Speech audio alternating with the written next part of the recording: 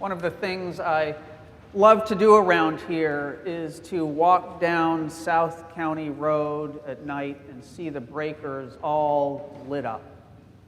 Every night it's beautifully illuminated, and you can almost feel the spirit of Henry Flagler emanating from those two towers.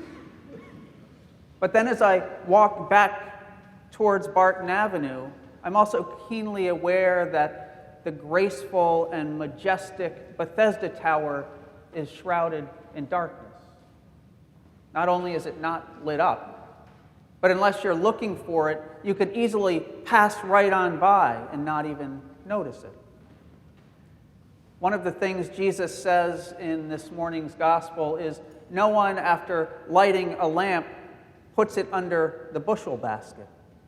In other words, light is to be revealed, not concealed. The message of Jesus must be shared widely rather than kept hidden. It must see the light of day rather than remain in the shadows. Now, I'd love to see Bethesda all lit up at night. Not just because it would be dramatic, but because it would be tangible evidence that Bethesda stands as a beacon of hope and love for all the world to see. For that is what this place both is and aspires to be. To serve as a light in the darkness, to offer grace and compassion to a broken and hurting world, to inspire us all to love and serve the Lord. But in order to fully make this happen, we need your help. No, I'm not trolling for a donor for new exterior lighting. But hold on to your wallets, because today is Stewardship Sunday, which means I'll be talking about money. I think word must have leaked out because no one's sitting in the front row right in front of the pulpit here. There's an old stewardship joke, and believe me, stewardship jokes are a pretty niche thing. But the preacher gets up into the pulpit and he says, I have some good news and some bad news. The good news is that the church has all the money that it needs. It has enough to take care of our buildings, enough to fund our outreach ministries, enough to provide for excellent worship, enough to add some needed staff. That's the good news. The bad news is that it's all in your pockets.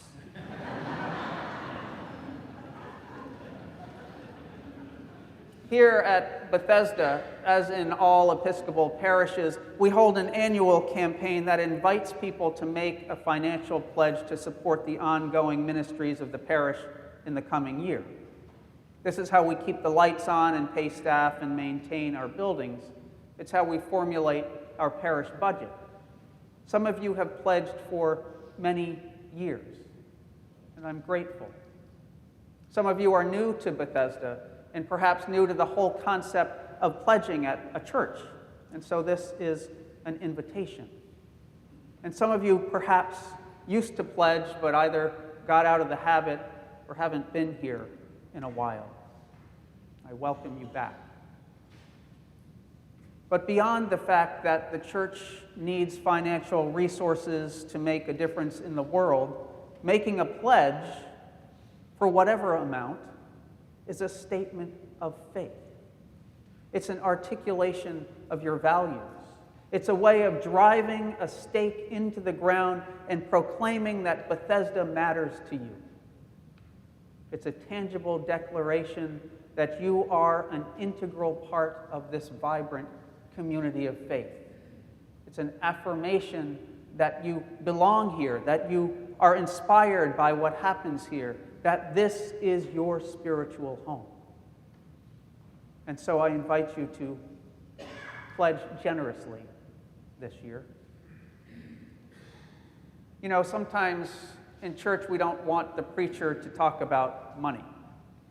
But the reality is that Jesus talked about the right use of money more than any other single topic. He knew that we often have complicated relationships with money. When we turn it into an idol, it can have destructive consequences. When we recognize it as a gift from God, sharing our resources can bring us great joy and freedom. Money has the potential to unleash so much good in the world, but its pursuit can also destroy lives, both physically and spiritually. And so in church, it's essential that we occasionally talk about money, not just because the church needs it to function and thrive, but because we all have a need to give it away, to live with generous hearts. Please know that I will always be transparent about the financial needs of this community. Obfuscation has no place here. This year's budget is lean, and it's not a sustainable model in the long term. Not if we want to build the programs that will allow us to thrive as bearers of the gospel in this community and beyond.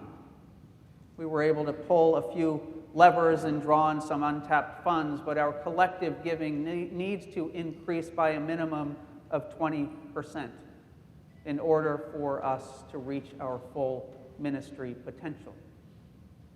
Our overall giving number is budgeted at $2.5 million this year, but it really needs to be closer to $3.5 million if we want to really light this church up, illuminate the hearts and minds of those who call Bethesda home, and reach out to those who have not yet found a home here. As I mentioned at last week's annual meeting, one of my initial observations in my first few months as your rector is that there are several hires we need to make in order to fully reach our potential. We need the right staffing to work with and support our lay leaders in several key areas. One of these is development and engagement, which is nonprofit ease for fundraising and keeping people connected. We need someone to engage with parishioners and build relationships and work with me and the vestry to lay out a strategy for sustaining Bethesda in the long term. Another area is children's ministry. We have some wonderful, committed families at Bethesda, but we need a vibrant program in order to draw in new families. I know that we often shrug our shoulders and talk about demographics when we bemoan the lack of more families around here, but they're out there, and they continue to move to this area. We need to invest in the human and programmatic resources to draw them here and share God's love with them. One of the important points in reading this section from Jesus' Sermon on the Mount is that it isn't addressed to individuals. He's not telling just you and me to be salt and light in the world. He's speaking to a community. In the same way, financial stewardship of this place doesn't just fall on a few of us, but it is the responsibility of all of us. Collectively, as a community of faith, we can be salt and light in the world at all times. And collectively, we can use our resources to propel Bethesda into a vibrant and faithful future, to be a light in this community and beyond. Thank you for generously supporting this place, even if that means stretching just a little bit. I get so excited when I think about all that we can accomplish together in Jesus' name. And I hope you do too. May God bless us all in the year ahead.